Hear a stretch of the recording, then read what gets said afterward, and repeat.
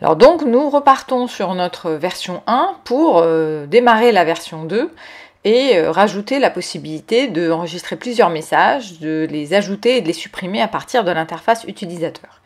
Alors ici nous sommes bien sur la version 1 que j'ai légèrement améliorée, donc j'ai juste changé un tout petit peu l'affichage des couleurs pour avoir des couleurs un peu plus gaies à l'affichage. Et j'ai également fait ce que je vous ai dit à la fin de la vidéo précédente, à savoir rassembler ces différents éléments dans une grille verticale pour que ce soit plus facile de les rendre visibles ou invisibles. Alors maintenant que nous allons démarrer notre version 2, je vous conseille de l'enregistrer sous un autre projet. Donc c'est ce que je vais faire. Je vais faire Save As et je vais mettre mon répondeur SMS V2 parce que si jamais nous voulons revenir en arrière ou changer quelque chose, ça permettra de sauvegarder la version 1 et de ne pas devoir tout refaire. Alors maintenant, comment faire pour pouvoir choisir un message parmi un ensemble de messages enregistrés dans une liste? Donc on va réfléchir au comportement qu'on souhaite et on va coder ce comportement. On va y aller par étapes, progressivement. Donc, si je schématise ce que j'avais fait pour la première application, en fait, la manière dont je choisissais le message à envoyer était très simple. Quand je recevais un SMS, le composant texting message received se déclenchait et il envoyait le message enregistré. Maintenant, qu'est-ce que je veux faire? Je veux changer ce schéma. En fait, ce que je veux, c'est pouvoir ouvrir une liste de différents messages.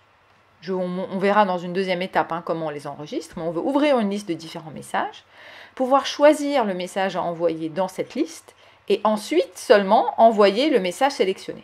Donc on va essayer de coder ce comportement-là. Alors pour faire ça, on va avoir besoin d'un composant qui est dans la palette qui s'appelle ListPicker et qui nous permet, ou qui permet à l'utilisateur, plutôt à partir de l'interface utilisateur, de choisir un élément parmi une liste d'éléments proposés.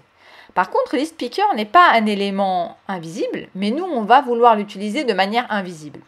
Si vous prenez ListPicker, on va le mettre là par exemple, en temps normal, ListPicker c'est un bouton qui, quand on appuie dessus, va déclencher l'ouverture d'un ensemble de messages. Donc nous, on ne veut pas afficher le bouton, on veut que ce soit la réception du SMS qui déclenche l'ouverture des messages. Donc on va le rendre invisible directement à partir de l'interface designer. Voilà. Par contre, pour les besoins du test, on va déjà mettre dedans deux messages de départ. Donc voilà, on va les mettre là, dans Elements from String. Donc on les changera après, mais là c'est pour tester. Message 1, virgule, message 2. Et on va aller voir dans la partie bloc comment coder le comportement de ce composant. Donc dans la partie bloc, en fait, ce qui va changer, c'est le comportement au niveau de texting. Au lieu d'avoir un comportement en une seule phase, on va avoir un comportement en plusieurs phases, comme le schéma l'a montré. Donc c'est à ce niveau-là qu'on va agir. Alors on va pousser un tout petit peu ces blocs-là. En fait, qu'est-ce qu'on va changer? On ne va pas changer la condition, on veut toujours qu'on entende le message, on va bien envoyer la réponse à ce numéro-là, mais on va changer le message, la manière de déclencher le message. Donc on va aller sortir de ce bloc-là, et en fait ce qu'on voudrait, c'est que quand on reçoit ce message-là, il nous ouvre le composant ListPicker. Donc on va aller voir dans ListPicker, et on a bien une action, une méthode qui est associée, qui est callListPickerOpen. Donc je prends callListPickerOpen, donc ça veut dire que la suite va se passer au niveau de l'événement quand ListPicker a été ouvert et qu'on a choisi un élément. Je repars dans ListPicker et je vais prendre When ListPicker After Picking. En fait, ce qui va se passer, c'est que quand je l'ouvre, je vais appuyer sur un des messages ou une des possibilités. Et une fois que j'ai sélectionné ce message, qu'est-ce qui se passe? En fait, ce que je veux, c'est que à ce moment-là, il me mette le message Texting One Message, ce soit la sélection, ce soit le message que j'ai choisi au niveau de ListPicker. Donc je vais aller prendre la propriété ListPicker1Selection. Donc je vais prendre ListPickerSelection et en fait, je vais lui dire le message que tu vas envoyer, c'est le message que j'ai choisi parmi le choix de messages. Et à ce moment-là seulement, je vais déclencher l'envoi du message. Et on va tester pour voir ce que ça donne. Alors je vais m'envoyer donc un message test. Test. Vous voyez bien que j'ai le choix entre message 1 et message 2. Je vais taper message 2 et on voit bien que le message 2 est parti. Et d'ailleurs, la copie de l'écran, voilà, la teste. Alors, comment je fais maintenant pour rajouter un nouveau message directement à partir de l'interface utilisateur et pas passer par l'interface de programmation comme nous, on vient de le faire? Et ensuite, il faudra bien sûr penser aussi à afficher l'ensemble des messages disponibles, puisque ici, le message affiché ne correspond pas au message que j'ai envoyé. Donc pour ça, on va revoir de nouveau le schéma d'envoi et d'enregistrement des messages. Qu'est-ce qui se passait dans notre V1? Dans notre V1, quand on appuyait sur le bouton « Nouveau message enregistré », en fait, ça envoyait ce message-là et ça affichait ce message-là. Maintenant qu'on a potentiellement plusieurs messages, qu'est-ce qu'on veut faire? Ce qu'on voudrait, c'est quand on enregistre un nouveau message, c'est rajouter ce nouveau message à une liste de messages existants, donc à la liste de messages de ListSpeaker 1, et on voudrait bien sûr afficher cette liste de messages existants dans l'interface. Donc comment ça se passe? Ça va se passer pour l'instant, cette fois-ci, à partir de Save Button, pour l'instant. Quand on va cliquer sur le bouton Save Button, au lieu de mettre le message enregistré directement, de l'afficher ici et de l'enregistrer, on va d'abord passer par la case ListSpeaker. Donc pour l'instant, on va désactiver Tiny Database, on reprendra Tiny Database à la fin. Mais pour ne pas oublier, on ne va pas l'enlever, on va simplement le désactiver. Donc je vais faire Disable Block. Et ce que je voudrais, c'est changer les choses à ce niveau-là. Ce que je voudrais en fait, c'est au lieu de faire ce changement-là, je voudrais rajouter le nouveau message à la liste des messages existants. Donc pour ça, je vais aller prendre un élément des listes, voilà, un élément déjà précodé, et je vais prendre l'élément qui est Add Items to List. Alors j'en profite pour faire un petit aparté sur les listes parce que c'est très important de comprendre le fonctionnement des listes en programmation. C'est quelque chose de général et qu'on a partout. Il faut imaginer un peu une liste comme une sorte d'armoire à tiroirs. En fait, chaque fois que vous voulez manipuler plusieurs éléments, vous allez les mettre dans une liste. C'est un peu comme si vous avez plein de chaussettes et vous allez les ranger au fur et à mesure dans le premier tiroir, le deuxième tiroir, le troisième tiroir, etc. La manière dont on va circuler au sein d'une liste est avec un index. Chaque liste a automatiquement un index qui lui est associé. En général, dans les langages de programmation, le premier élément de la liste a l'index 0, le deuxième a l'index 1. Sauf dans App Inventor, probablement pour que ce soit plus simple pour les débutants. Donc le premier élément a l'index 1, le deuxième élément a l'index 2, le troisième a l'index 3. Donc chaque fois que vous rajoutez un élément, il vient se mettre automatiquement derrière le dernier élément de la liste. Et donc pour pouvoir manipuler la liste, on a à notre disposition pas mal de fonctions comme trouver l'élément qui a tel index, sélectionner l'élément qui a tel index, remplacer un élément, ajouter un élément forcément à la fin des éléments disponibles, enlever un élément, etc. Ici, ce qui nous intéresse, c'est Add Items to List. Donc, il est là. Donc, ce qu'on voudrait dire, c'est en fait, chaque fois qu'on a cliqué sur le bouton « Enregistrer un nouveau message », je vais l'afficher pour que vous vous souveniez. Donc, quand on a tapé notre message ici, qu'on a appuyé sur le bouton « Enregistrer », ce que je voudrais, c'est rajouter à la liste de ListSpeaker 1, donc des éléments de ListSpeaker 1, l'item qui est le contenu du champ texte. Voilà, et ça, je n'en ai plus besoin. Donc là, j'ai rajouté cet élément à la liste. Et après, ce que je voudrais, c'est pouvoir l'afficher. Donc maintenant, on l'a rajouté. On sait que quand on reçoit un message, il va nous ouvrir la liste et on va pouvoir choisir l'élément. Pour être sûr, et pour que ce soit visible pour l'utilisateur, là on nettoie, on va voir aussi comment l'afficher. Donc pour l'afficher, l'affichage, c'est ce champ-là. Current Message Label. Donc ce qu'on va lui dire, c'est tu vas nous mettre le texte de Current Message Label. Voilà, une fois que tu l'as rajouté à la liste, au contenu de la liste. Donc ListSpeaker 1, Elements. Et on va tester pour voir ce que ça donne. Donc je vais taper un nouveau message, par exemple test 4. J'appuie sur enregistrer. Et je vois bien qu'il me le rajoute à ce niveau-là. On va tester également d'envoyer un SMS pour voir si ça marche. Message 3. Voilà. Donc j'ai bien reçu message 3 et je vois bien que mon message test 4 s'est bien rajouté à la liste des réponses possibles. Et donc je vais le choisir. Il est envoyé. Donc on voit bien que la copie de l'écran ici montre bien que j'ai bien reçu ce message. Donc ça marche. Par contre, pourquoi ça s'affiche de cette manière? En fait, toutes les listes s'affichent de cette manière-là. Par défaut, elles vont se mettre en parenthèse et l'ensemble des éléments de la liste vont s'afficher l'un après l'autre. Alors bon, ça prend pas beaucoup de place, mais pour l'instant, pour nous, en tant qu'utilisateurs, c'est pas très joli.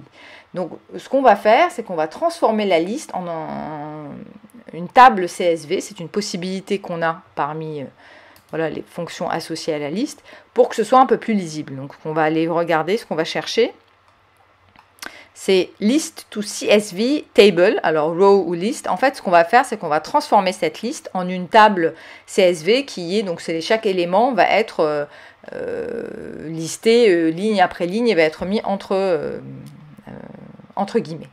Donc, on va prendre cette fonction et on va lui dire, au lieu de... Où est-ce que je suis? Voilà. Au lieu de nous afficher directement le message, avant d'afficher la liste, tu vas me la transformer en un tableau. D'accord? Et comme ça va prendre probablement un peu plus de place que de lignes, on va aller redimensionner ce champ, on va le mettre en hauteur automatique pour qu'il s'ajuste automatiquement à la taille des messages. Et donc, on va recommencer pour tester. Voilà. Alors, pourquoi vous avez test 3 qui reste? Parce que c'est ce qu'on avait mis par défaut dans l'étape précédente, et donc ça revient à chaque fois. Parce que pour l'instant, n'oubliez pas que j'ai désactivé Tiny Database. Voilà. Et donc, quand on rajoute un message, vous voyez que maintenant, ça s'affiche de manière un peu plus jolie que dans une parenthèse. Alors maintenant, on sait rajouter un message à une liste de messages à partir de l'interface utilisateur. On sait l'enregistrer et on sait sélectionner un message pour l'envoyer. Comment faire si on veut supprimer? Si on veut supprimer un message, il faut penser au comportement qu'on veut coder. Donc probablement que l'utilisateur doit déjà avoir un bouton quelque part qui lui permet de savoir qu'il a la possibilité de supprimer un message. Et donc une fois qu'on a mis ce bouton, on voudrait associer à ce bouton le comportement suivant. Quand j'appuie sur supprimer, affiche-moi la liste des messages disponibles et je vais pouvoir choisir le message que je veux supprimer. Quand je choisis ce message-là, il le supprime de la liste des messages possibles. D'accord? Donc on va commencer par créer un bouton. Voilà. On ne va pas trop se préoccuper du design pour l'instant, on va le mettre là. Donc on va l'appeler Delete Button. Et on va aller maintenant dans la partie code pour coder le comportement. On part du bouton Delete et on va dire, quand je clique sur le bouton Delete, qu'est-ce que je veux qu'il se passe? Je voudrais afficher la liste des messages disponibles. Voilà, donc la liste des messages disponibles, elle est dans list picker 1. Donc je voudrais afficher cette liste-là pour pouvoir choisir un élément et le supprimer. Ah, par contre, là, on a un petit problème. Parce qu'en fait, qu'est-ce qui se passe? La seule action qu'on puisse faire, c'est d'ouvrir list picker 1. Mais n'oubliez pas que list picker 1 se déclenche aussi quand on reçoit un SMS. Donc, si j'appelle ensuite l'événement when list picker 1 after picking, il existe déjà. Donc, je vais avoir un événement double. Vous voyez? Là, si je vous regarde, il me dit « This is a duplicate event handler for this component ». Ça veut dire que je ne peux pas avoir deux fois le même événement. Ça veut dire que mon comportement doit être codé au sein de l'événement déjà existant. Par contre, ça va être compliqué parce que quand l'événement ici va se déclencher, on ne va pas savoir qu'est-ce qu'il a déclenché. Est-ce que c'est le fait d'appuyer sur le bouton « Supprimer » ou est-ce que c'est le fait de recevoir un SMS? Donc, il va falloir recourir à une petite astuce. On va momentanément en fait créer un autre composant listPicker2 qu'on va rendre invisible, dans lequel donc on va momentanément en fait déverser quelque part le contenu de listPicker1 dans une autre liste qu'on va manipuler. Et une fois qu'on aura supprimé le message de l'autre liste, on va venir remplacer de nouveau le contenu de listPicker1. Ça nous évite de devoir associer cette suppression à l'événement when list picker 1 after picking et créer une confusion avec la réception du SMS. Donc pour cela, on va repartir dans l'interface designer et on va prendre un autre composant list picker qu'on va aussi rendre invisible. Donc on va le mettre en dessous. On va aussi le rendre donc, invisible. Et vous allez comprendre ce qu'on va faire. Ce que je vais faire, c'est je vais mettre les éléments de listPicker1 dans listPicker2. Donc je vais définir les éléments de listPicker2, set listPicker2 elements. Voilà. Je vais en fait leur donner la propriété, le contenu de listPicker1. Et au lieu d'appeler listPicker1, je vais appeler listPicker2. À ce moment-là, une liste va s'afficher pour l'utilisateur. Je vais sélectionner le message à supprimer. Et une fois que je l'aurai sélectionné, je vais chercher l'événement after listPicker2 after picking, sans que ça puisse poser de problème. Et ce que je vais lui dire, c'est tu vas me supprimer cette sélection. Tu vas me l'enlever de la liste. Donc là, on va aller dans liste et on va lui dire, en fait, cette fois-ci, tu ne vas pas add, mais tu vas remove. Voilà, pour parler franglais. Donc remove list item. Ma liste, c'est bien listPicker2 elements.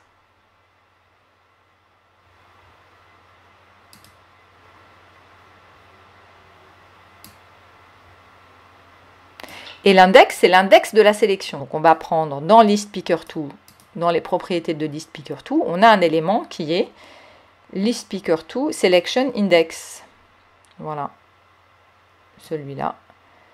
Et en fait, on va lui dire, tu vas nous supprimer cet élément de la liste. Et une fois que tu l'as supprimé, tu vas reverser le contenu de cette liste dans listPicker1. Donc on va faire l'inverse de cette action. Ici, on va lui dire, tu vas remettre dans listPicker1 les éléments de listPicker2. Mais ça veut dire qu'on aura supprimé au passage un élément. Ce qu'il faudrait peut-être probablement, c'est rajouter aussi l'affichage. Voilà, on va recopier le message d'affichage qui est où? Voilà. Et on va effectivement lui demander aussi de bien afficher le fait que le message a été supprimé. Et on va tester tout de suite pour voir ce que ça donne. Donc je vais d'abord enregistrer d'autres messages. Donc j'ai bien message 1, message 2, test 4. Et je vais supprimer le message test 4. Donc j'appuie sur test 4. Et il me l'a supprimé. Voilà, donc ça marche bien. Une dernière chose qu'on pourrait faire, là c'est pour améliorer l'ergonomie pour l'utilisateur, et c'est ce que j'ai fait dans la démonstration de l'application. Je n'ai pas en fait gardé un bouton enregistrer, un bouton supprimer, parce que ça devient, il y a trop de boutons. J'ai plutôt créé un bouton unique qui est changer de message et qui permet de déclencher le choix pour l'utilisateur. Est-ce qu'il veut enregistrer un nouveau message ou est-ce qu'il veut supprimer un message? Et les autres actions se déclenchent après. Donc ça, c'est plus des choix d'ergonomie, de ce que vous souhaitez faire à votre utilisateur. Pour faire ceci, il a fallu rajouter une notification. Donc on va voir comment le faire ensemble.